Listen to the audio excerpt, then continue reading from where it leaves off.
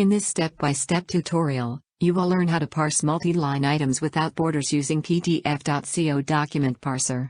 We will use this sample multi-line PDF for this tutorial. To begin, log into your PDF.co account. Next, go to PDF.co Document Parser page by clicking the Document Parser menu at the top of your dashboard. Then, click the New Template on your Document Parser page. Now, load the source file that you're going to use for creating your template. To get the items on the table, you're going to use Add Table field based on text search. Then add this expressions.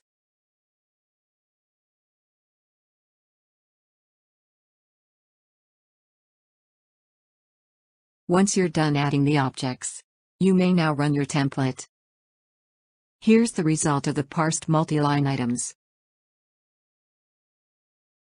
Once you're finished with your template, you may now save it. For more tutorials, you may visit our YouTube channel or on our website. Thank you for watching.